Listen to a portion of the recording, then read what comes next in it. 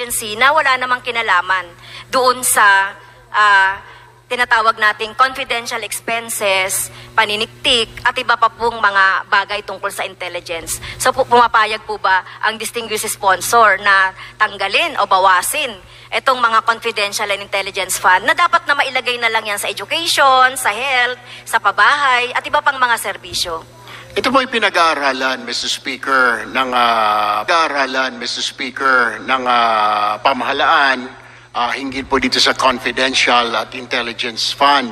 Pero mahirap po kasing sabihin na madali pong tanggalin ito dahil ito po ay ginagamit sa impormasyon patungkol po sa national security at mga threats po internal and external po ng ating bansa, Mr. Speaker.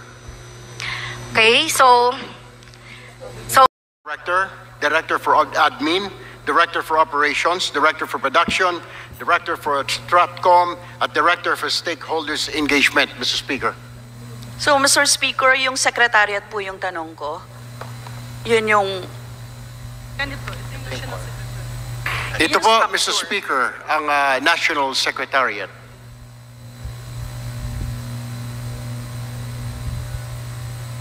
So that's it? Wala pong pangalan?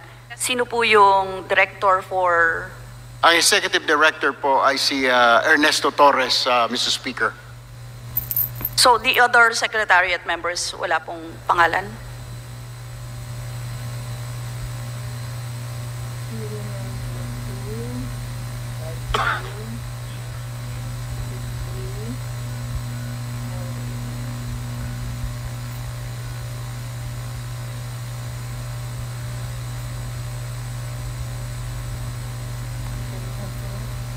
Mr. Speaker, if you would please, we will submit it to the good lady from Gabriela, probably after her interpellation, Mr. Speaker.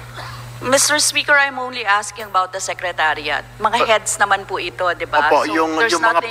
but you're asking, Mr. Speaker, yung mga pangalan, sinusulat na po ng aming mga kasamahan sa likod. So marami po, Mr. Speaker? 20, ganyan ba? Marami sila? 5 direktor po, Mr. Speaker. At kinukuha po namin, nililista po namin ang buong pangalan po nila aside from the Executive Director, Mr. Speaker. Okay. Yes, may we have a copy of that, Mr. Speaker? And... Mr. Speaker, ito na po. For admin, si Director Nolasco. For operations, si Baharin. Sa Director for Production, si Umpar. Sa Director for Stratcom, si Chico. At Director for Stakeholders Engagement, si Descallar, Mr. Speaker. Okay, thank you, Mr. Speaker. Ngayon, maaari po ba kaming makarequest din ng kopya ng MOA, ng OP at NSC kaugnay ng NTF-ELCAC Secretariat? Meron po ba kayong copy dyan ng Memorandum of Agreement?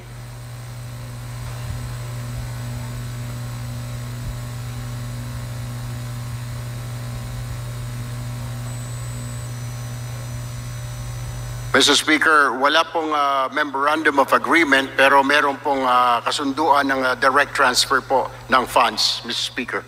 So, ano po yung agreement na yon? Is it written, Mr. Speaker?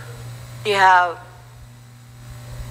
parang yung evidence ng agreement between OP and NSC para sa NTF-ELCAC funds transfer?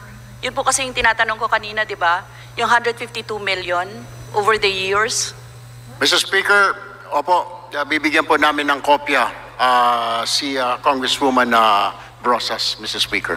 Yes, Mr. Speaker, let me ask, no? Ano po yung constitutional basis ng transfer ng regular funds from one national government agency to another national government agency? Sa Section 25, Article 6 ng Konstitusyon, malinaw po na sinasabi hinggil sa transfer of appropriations natin na no law shall be passed authorizing any transfer of appropriations.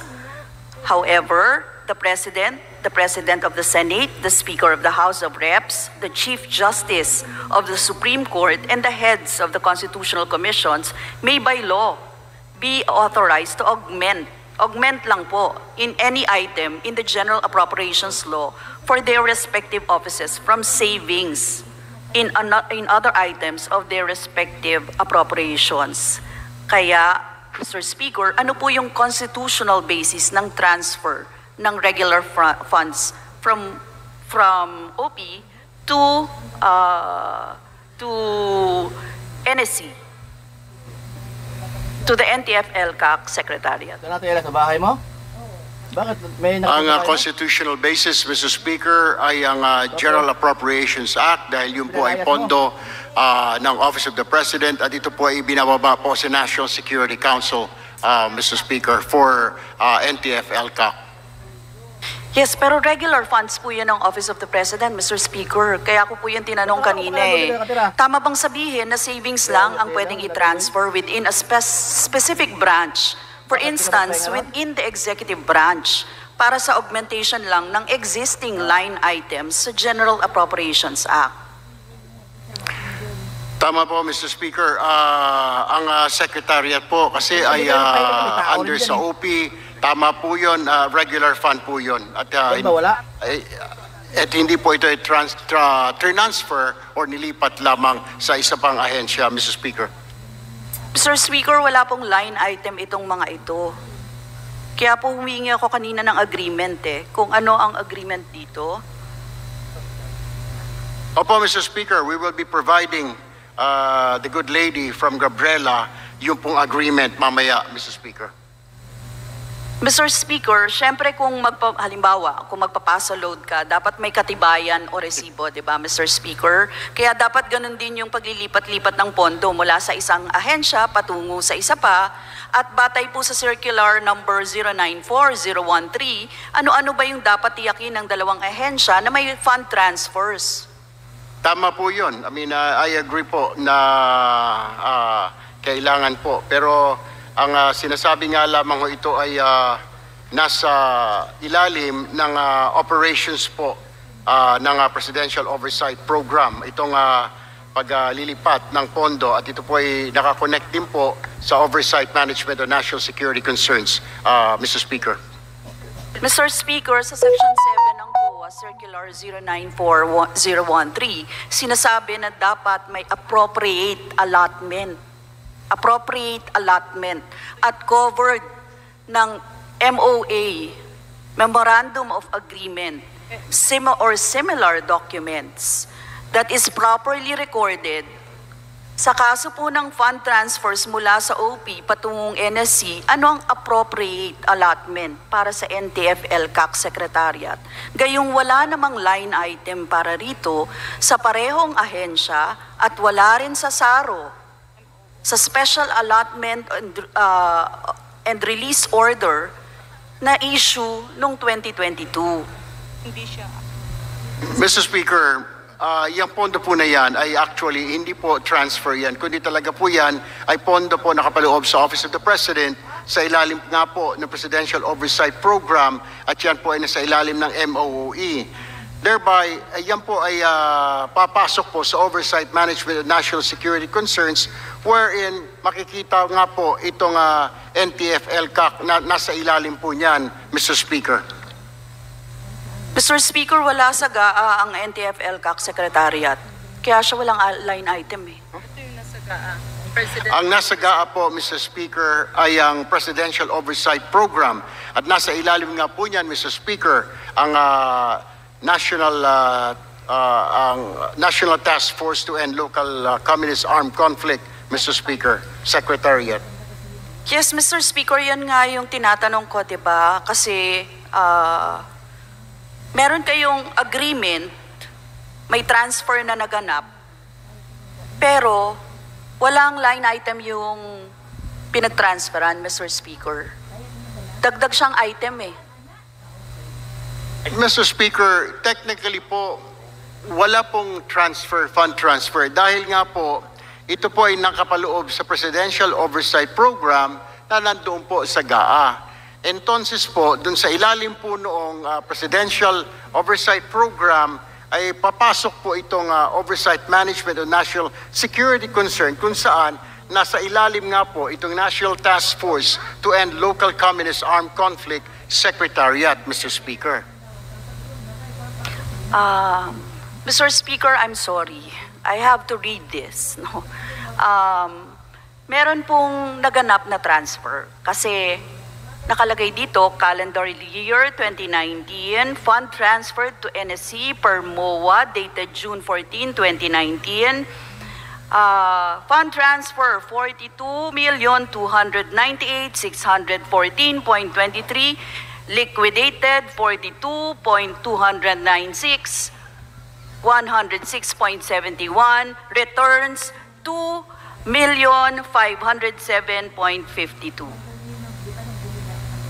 Ang pagkaalam ko, Mr. Speaker, lahat po ng mga ahensya na ito na nasa ilalim po ng Office of the President at sila po ay covered nitong Presidential Oversight Program, Mr. Speaker, wala pong nagaganap na transfer dahil ito po ay pondo nga po ng Office of the President para po sa ganitong klaseng operations, itong Oversight Management on National Security Concerns. At sinasabi ko nga po, Mr. Speaker, na nasa ilalim po ang NTF-ELCAC ng Office of the President, yung pong oversight management, Mr. Speaker. So there is no fund transfer actually because this is the fund of the Office of the President. And the NTF-ELCAC, Mr. Speaker, is under of the Office of the President, Mr. Speaker.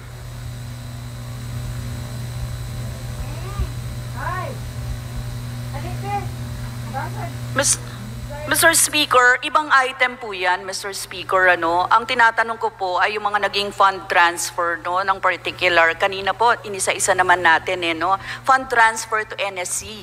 NSC particular, Mr. Speaker. Kung meron kayong programa under that, it's different, di ba?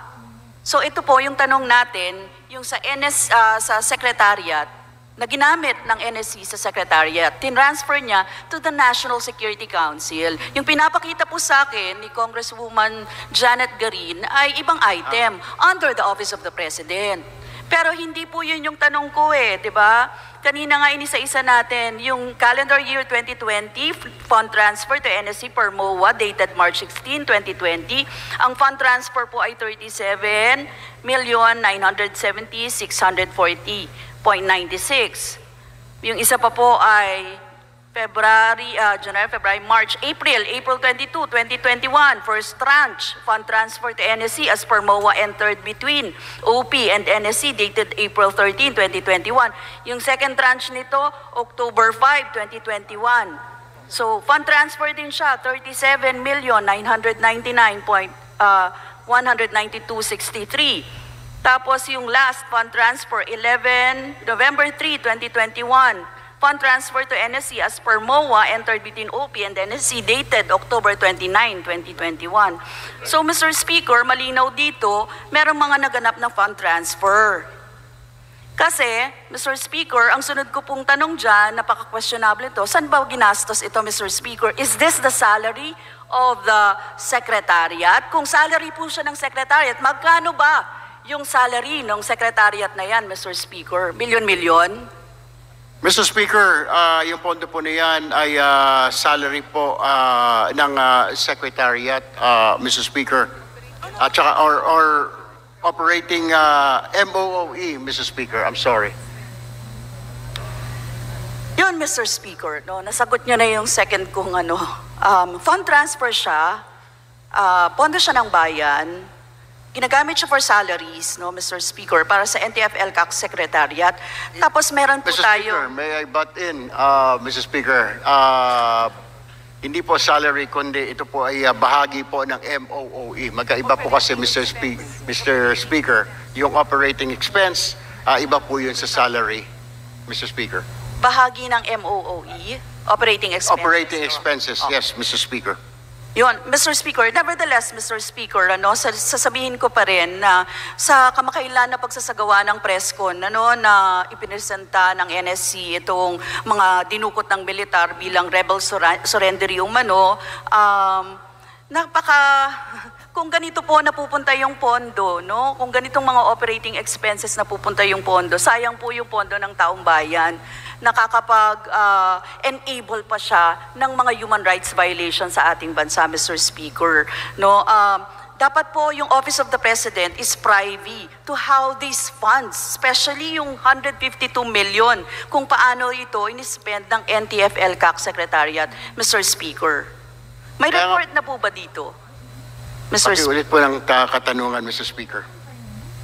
Pakiulit po ng may report na po ba dito sa mga funds na ito for the operating expenses? Of course, di ba, kung ito po ay ginastos, malamang meron tayong mga accomplishment report dito, Mr. Speaker. Isumiti na po yung accomplishment report sa COA, Mr. Speaker, at ang COA po inaasahan natin na may report po niyan at pwede po kaming sa utilization at maaari po tayo mag-request ng report niyan, Mr. Speaker. Okay. Thank you, Mr. Speaker. May we request for a copy of the report? Wag naman po yung katulad sa PNP kasi nung nagbigay yung PNP ng report, isang page, tapos iba-iba, yung mga nilagay nila doon, tapos hindi pa magkakapareho, Mr. Speaker. Halata talaga na hindi talaga inayos yung report, na para lang bara-bara, tapos pinatanggap sa atin na ganun in-spend yung pera ng bayan na milyon-milyon. So I am expecting something from here, Mr. Speaker. Mr. Speaker, we will comply. We will give the lady from Party List, Gabriela, a full and detailed report coming from the Commission on Audit, Mr. Speaker. Thank you, Mr. Speaker. Mr. Speaker, next question ko po ay kaugnay sa mga presyo, no, at saka dagdag sahod, Mr. Speaker. Kasi kailangan pong malaman natin kung ano ang pagtingin ng Office of the President dito. Mr. Speaker, biruan na sa nakararaming komunidad ngayon yung pangakong 20 pesos kada kilo, no, ng bigas ng Pangulo. Talagang diskontento sa napakataas na presyo ng bigas, halos 60 kada kilo sa ibang pamilihan. Ngayon, inilabas ng Pangulo yung Executive Order 39 na nagmamandato ng price ceiling sa bigas. May we know what is the basis of the 41 and 45 pesos price ceiling for regular and well-milled rice? Kasi kapag ikumpara po natin yan sa sahod, 40 pesos lang yung dinagdag eh. Kulang pa pambili ng isang kilong bigas, 41 or 45. Mr. Speaker, yan po ay rekomendasyon dahil po sa pagpupulong ng Department of Trade and Industry at Department of Agriculture, and they arrived to that figure, Mr. Speaker. Sa katanungan niyo po, Mr. Speaker, patungkol po sa 20 pesos po na yon, yan po ay patuloy po na pinag-aaralan natin ng House leadership actually, how we can help the Office of the President achieve that. As a matter of fact, ang ating pong leader, si Speaker Martin Romualdez, ay nakikipag-ugnayan po lagi sa mga magsasaka at umiikot nga po, kagaya po ng mga pag-iinspeksyon ng mga bodega para po matugunan itong problema na ito dahil naniniwala po ang pamahalaan, lalo na po ang House leadership natin, na wala po tayong shortage, kundi ang shortage po ay fake shortage lamang dahil tinatago po ng mga traders, ng mga importers ang mga bigas sa mga iba't ibang bodega, Mr. Speaker. Mr. Speaker, pupunta po ako dyan sa next question ko, no, kaugnay dyan sa mga cartel, Mr. Speaker. Ang sabi po kasi ng mga magsasaka sa atin, kaya pang ibaba ng 30 pesos hanggang 37 pesos yung price ceiling, kung tutuusin. Kung 19 pesos to 22 pesos yung farm gate price ng palay. Malaking bagay kasi yun para sa lokal na produksyon, di ba? Yung mga magsasaka yung ano. Batay dito, hindi ba't overpriced pa rin yung bigas ng ibinabang price ceiling? Kasi 41 to 45 po yun Kung kaya namang ibaba para makatulong sa mga magsasaka natin, ibaba natin, di ba? Hindi ba't may sobrang tubo pa rin ang kartel ng bigas dito? Malalaking rice traders at importers sa price ceiling sa EO 39. Kasi hindi naman sila apektado ng price cap, Mr. Speaker. Ongoing po ang pag-aaral, Mr. Speaker, ng Department of Agriculture, ng DTI at iba pang mga ahensya kung paano pa po mapababa ang presyo po ng bigas sa merkado. Pagdating naman po dito sa farm gate, Mr. Speaker, I believe nagpalabas po ng isang statement ang Office of the President na ang National Food Authority ay gagamitin para bumili po ng mga palay ng mga magsasaka natin sa halaga po between 19 pesos hanggang 23 pesos po para makapag-compete ito sa mga traders ng mga palay na siya naman ay inaabuso po yung presyo ng mga magsasaka po natin. Yes, thank you, Mr. Speaker. You're mentioning about the NFA buying local price production. Ano natin, Mr. Speaker, yan naman yung gusto sana natin, pero alam natin, natali ang kamay ng National Food Authority kaugnay dito sa RLL, 'di ba? Sa Rice Liberalization Law. Hindi siya pwedeng bumili ng ipambebenta niya rin sa pinakamalawak nating mamamayan. So hindi pa rin talaga siya yung pinakasolusyon. Although syempre we agree at the proper time naman, gusto rin namin magkaroon ng amendments para mabigyan talaga ng pondo ang NFA na makabili ng lokal nating produksyon ng palay. Pero, yun nga, regulate, hindi, nare-regulate lang siya eh. Hindi naman siya talaga para maibsan yung or ipababa talaga yung presyo ng bigas sa kasalukuyan, Mr. Speaker. Kaya, pumataas pa rin talaga yung presyo ng bigas sa merkado, sa labas, no, ng bansa, mataas din talaga dito sa atin kung ganun yung effect niya. Hindi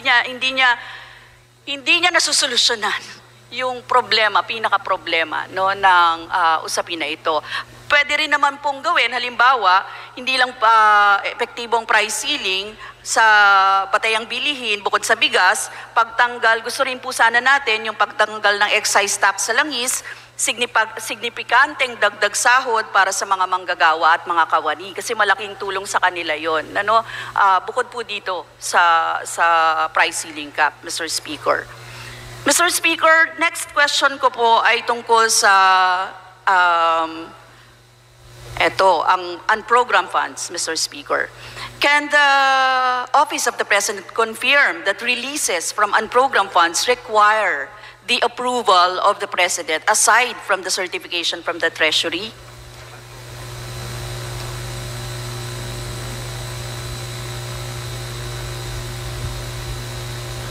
Mr. Speaker, ang approval po ay wala sa Office of the President, kundi yan po ay sa Department of Budget and Management lamang, Mr. Speaker. So, ang pinapakonfirm ko lang po, Mr. Speaker, kung sinabi ng Office of the President na ang releases from unprogrammed funds ay nagre-require ng approval mismo ng Presidente at certification ng Treasury. Hindi na po kakailanganin na Speaker ng approval ng Pangulo para po dito sa mga unprogrammed funds releases, Mr. Speaker. Kasi po may DBM press release noong 2022. All releases from this fund required the prior approval of the President other than payment resulting from final and executory decisions of competent authorities which shall be subject to the approval of the DBM. So parang may ganong So before the Honorable pa to? for response, the Honorable Brosas is requested to please wrap up her. Yes, I will wrap up, Mr. Speaker. Mr. Speaker, yun po ay sa DBM approval lang nga po yan at hindi po talaga dumaan po yan sa Office of the President, Mr. Speaker. So, yung approval ng Presidente mismo, hindi na.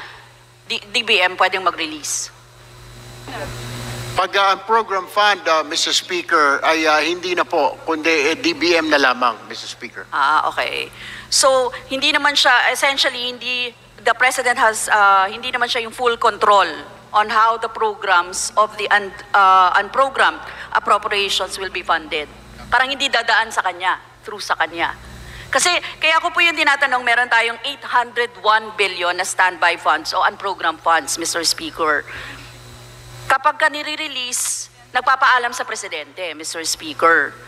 So, para sa 2024, meron tayong 281 billion unprogrammed appropriations sa SIP-SIP na ginawang sagip. Naalala niyo po ba yon? So, Mr. Speaker, kaya ko yan tinatanong, nasa privy ba ng Pangulo ngayon yung mga pondo na ito, Mr. Speaker? The time of the Honorable Brosas is up. Please answer the question and then please wrap up.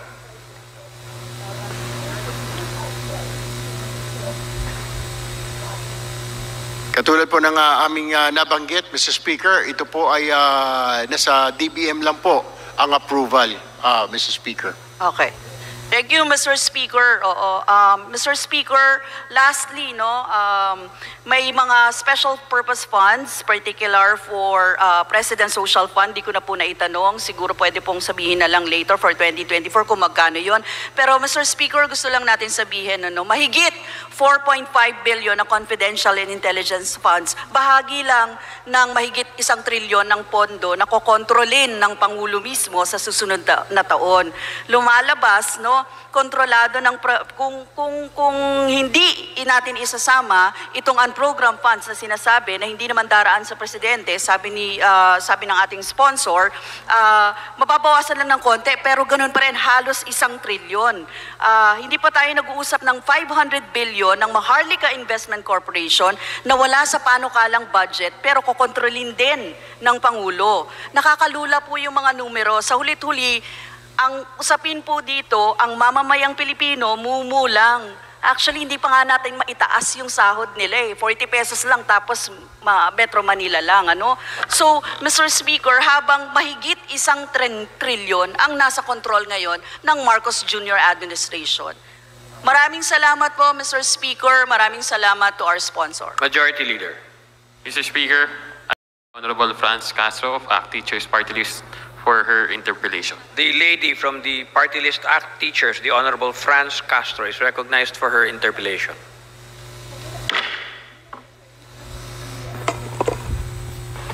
Maraming salamat, Ginoong Speaker. At muli, magandang umaga po sa ating lahat. Magandang umaga po sa Office of the President na pinangungunahan po ng ating Executive Secretary. At syempre sa ating honorable sponsor, distinguished sponsor, Erwin Tulfo. At sa lahat po, magandang umaga.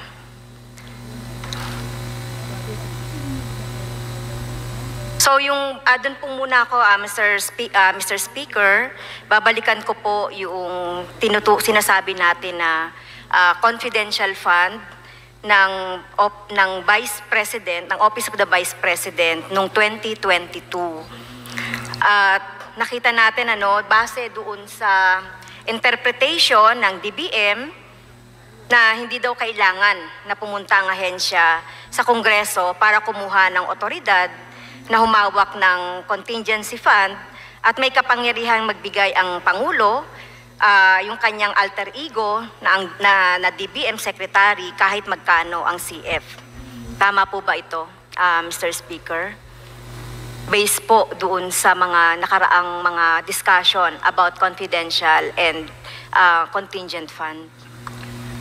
Mr. Speaker, noong 2022, ito po ay hindi po ito bahagi ng confidential fund o contingent fund. Ganyan din po sa 2023, itong hindi rin po applicable itong confidential fund. Para po sa contingent fund sa 2022 po, yun po ay contingent fund. Sa 2023 po, ito po ay confidential fund, Mr. Speaker. Pero para po sa kaalaman ng ating pong butihing representante mula po sa ACT Teachers, ito po ay pinag-aaralan na rin po ngayon na liderato po ng Kongreso, Mr. Speaker. Okay, thank you po. So, nagkaroon po tayo ng dito sa contingent fund. So ganito po yung from the contingent fund, so nag-transfer ng 125 million to the existing item doon sa Office of the Vice President. Yun nga po, yung sinasabi niyong good governance. Tama po ba to? At ginamit itong 125 million. Mr. Speaker, ipapaliwanag ko lamang ho yung flow nung nangyaring release po ng 125 million confidential fund ng OVP noong 2022. Ito po ay ni-request po ng OVP itong confidential fund sa DBM. Ang DBM po, in-evaluate po ito, ang request at ni-recommend po sa Office of the President. Chargeable nga po sa contingent fund sa ilalim po ng 2022 General Appropriations Act. Ang OP naman po ay inaprubahan ng release ng 125 million Bagamat ang request po ay 250, chargeable nga po sa contingent fund sa ilalim ng 2022 General Appropriations Act. Ang ginawa po ng DBM ay nag-release po ng 125 million mula po sa contingent fund. At ito po ay natanggap ng Office of the Vice President, itong 125 million charged nga po sa contingent fund, Mr. Speaker. At alam po ba ng Office of the President na gagamitin ito ng Office of the Vice President for confidential fund? Tama po. Iyon po ang pagkaalam po ng Office of the President, Mr. Speaker. Okay. So, ayon ulit sa DBM at sa Office of the President, yung 125 million for confidential fund ay released from contingent fund at nilagay sa item ng 2022 OBP budget sa good governance, engagements, and social services engagements. Tama po ba ulit ito sa pag-unawa ko? Tama po, Mr. Speaker. So, Mr. Speaker, distinguished sponsor, sa madaling salita, augmentation ang ginawa ng Office of the President dito.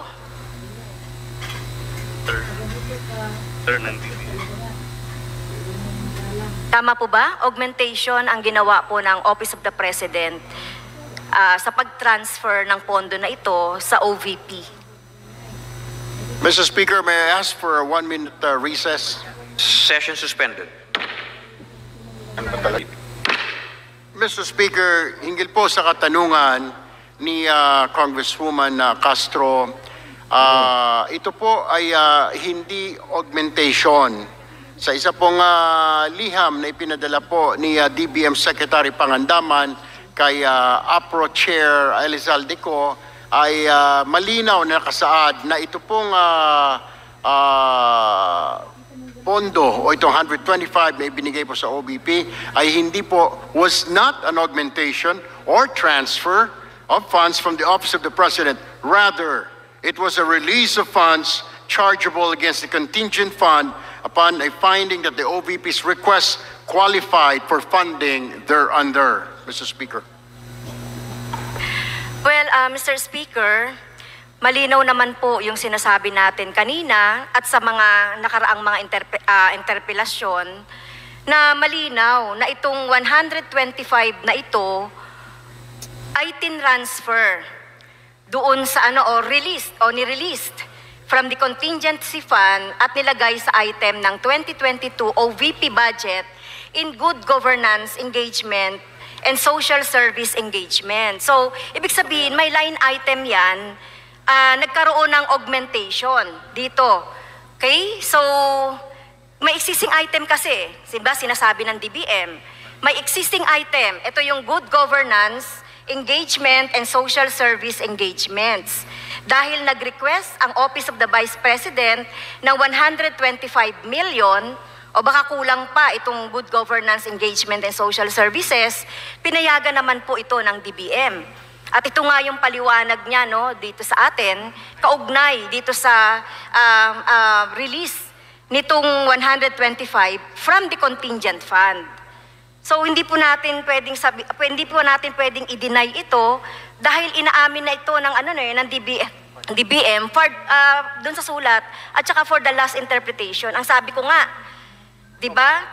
Kung walang expressly provided for doon sa budget, hindi ka pwedeng mag-transfer ng sa contingent fund. Okay? Kung wala itong line item o line tinatawag nating budget allocation.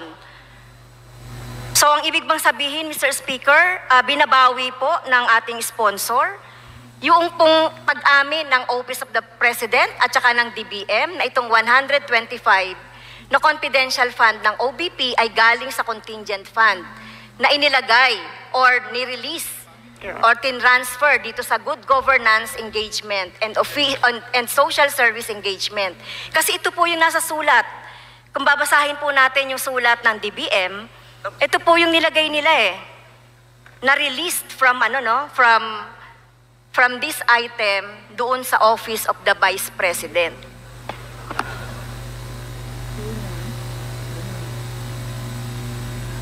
Mr. Speaker, may I Hindi po namin binabawi, Mr. Speaker. Tama po yon.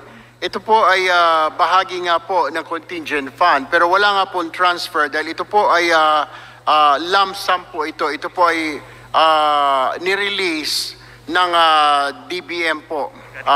Galing po sa lump sum na ang dapat paggamitan ay mga bago at importante mga proyekto o aktibidades except nga po sa pag-purchase ng iba pa mga bagay, Mr. Speaker.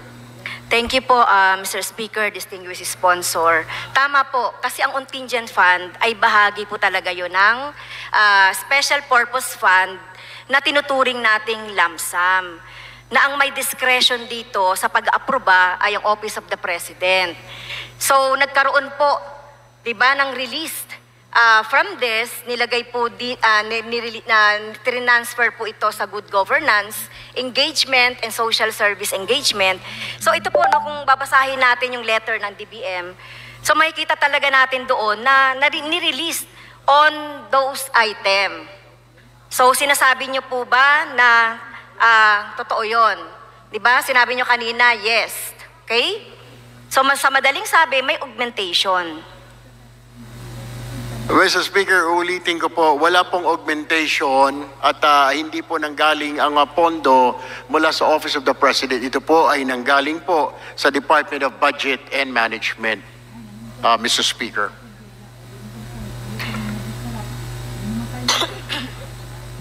Okay, Mr. Speaker, ulitin ko lang po yung tanong, no? Ayon po sa DBM at Office of the President, yung 125 million pesos for confidential fund ay released from contingent fund at nilagay sa item ng 2022 OVP budget na good governance engagement and social service engagement. Tama po ba yung aking unawa? Yes or no? Tama po yun. Galing sa contingent fund, yung ibinigay po, yung ibinaba na 125 million mula po sa Department of Budget and Management, Mr. Speaker. Okay. For special purpose fund, Mr. Speaker. Okay, tama po yun, Mr. Speaker. So, ayon din sa pagkakaunawa ko at sa madaling sabi, augmentation ito. Sa sponsor na rin ng galing, Mr. Speaker, na ginamit ang contingent fund upang i-augment o dagdagan ang isang existing item ng OVP. Actually, hindi po siya savings, Mr. Speaker. At tulad nga po nitong pinagbasihan nating liham, ay inulit po natin na ito po ay was not an augmentation or transfer of funds from the Office of the President, Mr. Speaker. So ito po ay hindi augmentation, Mr. Speaker. Okay. So, kung hindi po ito augmentation, ano po ito? Ano pong tawag natin dito? Doon sa release ng pondo mula sa mula dito sa sinasabi nating good governance engagement and social service engagement. So ano pong tawag natin doon? Ito po ay appropriations from the contingent fund, Mr. Speaker. Okay, na ginamit po as confidential fund ng Office of the Vice President.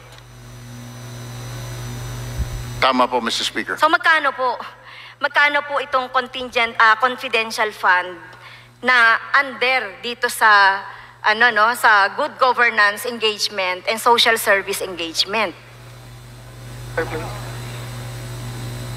Ang confidential fund po na na-approve para sa OVP ay 125 million po, Mr. Speaker. Okay. So, nag-transfer from contingent, nilagay doon sa good governance item. Tama po? Tama po, Mr. Speaker. Okay. Mr. Speaker, this is prohibited transfer of appropriation from one item to another. Sabi sa Constitution, no law shall be passed authorizing any transfer of appropriations. However, the President of the Senate, and the Speaker of the House of Representatives, the Chief Justice of the Supreme Court, and the heads of constitutional commissions may and by law be authorized to augment any item in the General Appropriation Law for their respective offices from savings in other items of their respective appropriation. Mr. Speaker, ayon po sa Konstitusyon, para madagdagan ang isang existing item na katulad ng sinasabing item sa Office of the Vice President, savings lamang ang maaaring gamitin. At hindi ito yung existing na item na nasa loob ng ating budget o ng GAA. Hindi contingent fund. Mr. Speaker, uulitin ko, ayon sa Konstitusyon, savings lamang ang pwedeng gamitin sa augmentation o pagdadagdag sa isang existing item. The contingent fund is not and can never be an augmentation fund. Kahit ano pa ang sabihin ng special provision ng contingent fund sa GAA, sabi nga ng ating konstitusyon, no law shall be passed authorizing transfer of appropriation. So ang paliwanag ng DBM at OP sa paggamit nito sa contingent fund ay tingin natin, Mr. Speaker, unconstitutional ito. Okay. Mr. Speaker, ito po ay hindi bahagi, ito po ay hindi augmentation at ito po ay bahagi ng contingent fund, Mr. Speaker. Ito po ay binigay para po sa social services ng Office of the Vice President, Mr. Speaker. Okay, Mr. Speaker, distinguished sponsor, noted po, sinabi ng ating distinguished sponsor. So on the next item, Mr. Speaker, magkano po ang contingent funds and intelligence funds ngayon ng ating Office of the President? Anong contingency fund? Contingent, Contingency, okay, 13 billion. 13 billion. Para sa contingent fund po ng Office of the President ay 13 billion para po sa 2024, Mr. Speaker. So, ang ibig po bang sabihin, Mr. Speaker, combined confidential fund and intelligence fund ay 4.56 billion for 2024. Lilinawin ko lang, Mr. Speaker, ang contingent fund po ay hindi lang naman po yan para sa Office of the President, kundi po yan ay para sa buong bansa, Mr. Speaker. Okay. Para sa mga pangangailangan, if I may add, Mr. Speaker, para sa mga urgent needs and projects na kailangan maipatupad, Mr. Speaker. Yes, thank you, distinguished sponsor. Noted po yan, Pag inad po natin yung confidential funds and intelligence funds under the OP, it is 4.56 billion. At kailan po nagsimula ang ganito kalaking confidential and intelligence fund ng Office of the President? So marirecall po ba ng ating distinguished sponsor, Mr. Speaker, kailan ba ito nagsimula?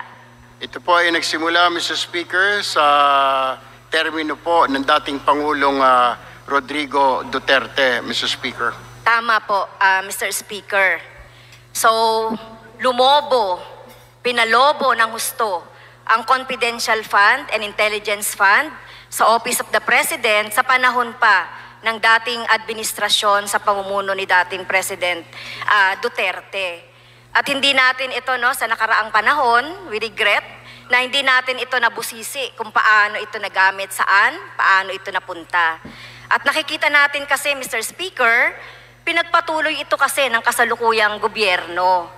Minintain nito yung 4.56 billion na pondo para sa Confidential and Intelligence Fund. So, sinasabi po ba natin na ito po ay ibig po sabihin, sa nakaraan, na account, na liquidate, na naibigay ba yung mga accomplishment reports sa COA nung nakaraang Office of the President sa paggamit itong 4.56?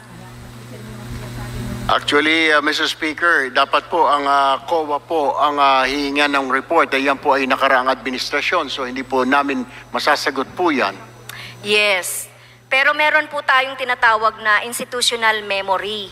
Kahit po nagpapalit-palit po tayo ng administrasyon, yun naman pong nagawa ng ibang administrasyon ay dapat na nakatala yan. So wala po bang idea ang Office of the President kung ito po ay tamang na-liquidate na account na ibigay po natin sa tamang pagbibigyan nitong mga reports na ito sa nakaraan? Mr. Speaker, tama po yun. Ito po ay maaaring hingin sa Commission on Audit at kung kinakailangan po ng ating butihing kasama mula po sa ACT Teacher, tayo po ay makaka-request po ng full and in-depth report mula po sa Commission on Audit, Mr. Speaker.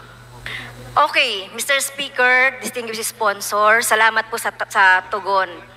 So ito pong 4.56 billion, Mr. Speaker, kung kukwentahin po natin na ginamit ng nakaraang administrasyon at ngayon sa unang taon nagamit din ng Marcos administration. Kung tutuusin po Mr. Speaker, distinguished sponsor, ito po kung kukwentahin natin ay 12,493,150.68 pesos per day sa CIF. Kung pagbabasihan po natin yung 365 days nang wala pong mga holiday at walang mga kinukonsider na iba pang So 12 million a day po yung ginamit ng previous administration na gustong ipagpatuloy ng kasalukuyang administration. So ganun po kalaki, no? Kung tutuusin nga, barya lang itong kay VP. Pero kung pag-uusapan natin sa Office of the Office of the President, malaki ito. Do you agree, Mr. Speaker, distinguished sponsor? Mr. Speaker, ang computation po ng paggasta ay medyo mahirap pong i-compute kung ito po ay gagawing daily ang operations kasi hindi naman po talaga pare-pareho po ang panahon na 12 million a day ang gagamitin. May pagkakataon po na mas mababa, may pagkakataon po na mas mataas ang kinakailangan po na pondo para sa particular day and time, Mr. Speaker. Yes, tama po kayo doon, distinguished sponsor. Pero yung sinasabi ko po ay average. Kung titignan natin in 365 days. Okay? So nagsimula ito, no, kay President Duterte at ngayon lumolobo. At tingin natin, Mr. Speaker, unacceptable po ito, no, yung ganitong kalaki na CIF. Okay. So kung sinasabi po kanina ng ating sponsor na ginagamit po ito doon sa pagpapatakbo ng lahat ng ating mga ahensya ng ating gobyerno. Noong nakaraang budget deliberation ng 2021, ito po budget ng 2021. At maswerte po tayo that time dahil nabusisi po natin sa committee briefing yung budget ng Office of the President. Through Deputy ES for General Administration, Michael Ong, at Deputy ES for Internal Audit, Alberto Bernardo. So ito po ay sa interpellation ni dating Representative Sara Elago ng Kabataan Party List sa pagbusisi po niya ng budget ng Office of the President ng 2021.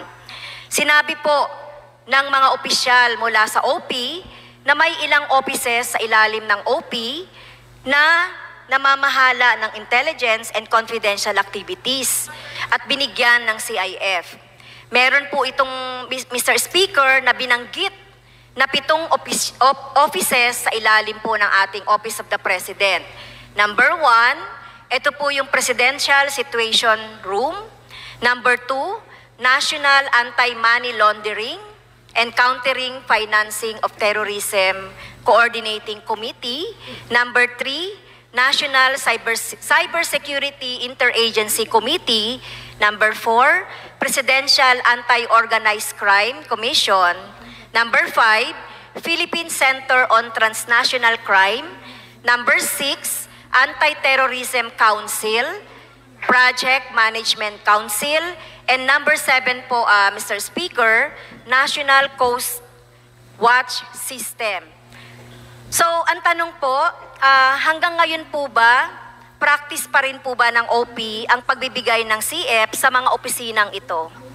O nandiyan pa rin pa po ba yung mga opisinang ito na binanggit ito noong 2021 na budget deliberation? Tama po yun, Mr. Speaker. Nariyan po itong mga ahensya na ito. Okay? So, pwede po bang malaman ang basis ng pagkikreate ng mga opisinang ito under the office of the President? They were created through executive. Mr. Speaker, ang pagtatagpo ng mga ahensya na ito ay nakapaloob po sa isang executive order. Iba-ibang executive orders po. Kung kinakailangan po ng ating butihing mambabatas mula po sa ACT Teacher Party List, kami po ay handang mag-provide niyan mamaya lamang po, Mr. Speaker. Okay po. Thank you po, Mr. Sponsor, Mr. Speaker. So, ito pong mga opisina na ito na binanggit po ito po ay kinreate under the executive order at nangako po ang ating distinguished sponsor na mabibigyan tayo ng executive order kaugnay nito. So ito po ay executive order po sa panahon ng dating administration. Tama po? Iba't ibang administrasyon po, Mr. Speaker.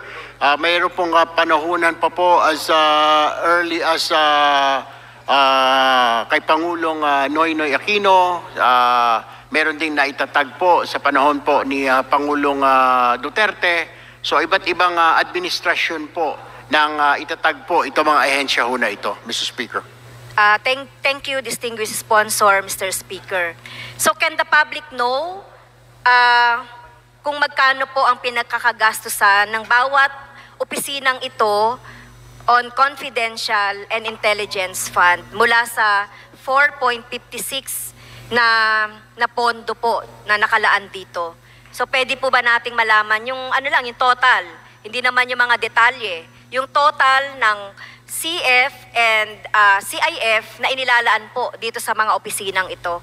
Meron po bang ganong report din, Mr. Speaker? Meron pong, amin pong kinukumpirma, Mr. Speaker, ang paggamit po ng mga pondo ng ahensya na ito. Pero ayan po ay base pa rin, syempre hindi po namin ma-divulge ang confidentiality po niyan dahil yan po ay nakapaloob nga bilang mga intelligence fund at confidential fund, Mr. Speaker. Yes, so syempre hindi naman natin pwedeng i-divulge yung mga detalye. But for transparency purposes, can the OP give to the Congress and the public today the list of offices under the OP to which it gives either confidential or intelligence or both? Gusto lang natin malaman naman yung total lang. So yun lang naman po yung hinihingi natin, kasi alam naman natin naka-secret yan. At dahil sinasabi niyo po na mini-maintain ito ng Office of the President, itong mga binanggit natin na 8 ahensya, 8 offices under the Office of the President, kasi naka-itemize naman yan nakita naman natin yan dun sa budget ng ating Office of the President.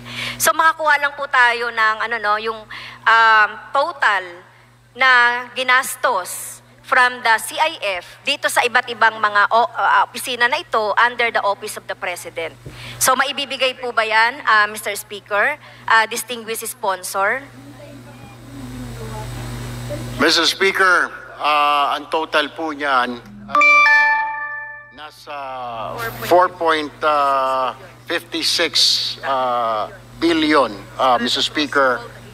At yan po ay nakaspread out sa lahat po ng mga ahensya na nabanggit po ng ating butihing mambabatas mula sa ACT Teachers Party List, Mr. Speaker. Wala po ba kayong breakdown yan? Yung 4.56 billion? Meron pong breakdown, Mr. Speaker, pero hindi po namin maibibigay ang exact kung magkano ang tinanggap ng bawat ahensya, Mr. Speaker.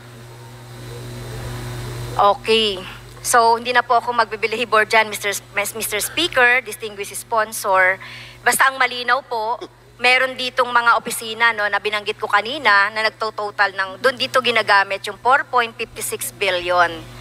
At kahit na nga po total lang ng bawat opisina na binigyan or inalatan ng CIF ay hindi po maibigay. Kaya po ang sinasabi natin, Mr. Speaker, distinguished sponsor, ito pong Confidential and Intelligence Fund ay talaga pong lumolobo at talaga pong may prone to abuse at may prone po ito na talagang na hindi maging transparent. Hindi po maging transparent ito dahil nakalagay mismo, no? Although meron tayong sinusunod na mga guidelines, JC, pero tingin natin kulang ito yung yung Office of the President and other offices siguro ng transparency at nakalagay naman yon dun sa ating JC. Kaya po tayo po Mr. Speaker, distinguished sponsor, tayo po ay nananawagan na kung ganito po yung klase ng pondo na ilalagak natin sa iba't ibang ahensya ng ating gobyerno, baka it's high time na tanggalin na itong CIF. Kung meron lang siguro ahensya na kailangan, ay doon ibigay. So wag naman doon sa mga civilian agency na wala namang kinalaman doon sa tinatawag nating confidential expenses, paniniktik, at iba pa pong mga bagay tungkol sa intelligence. So pumapayag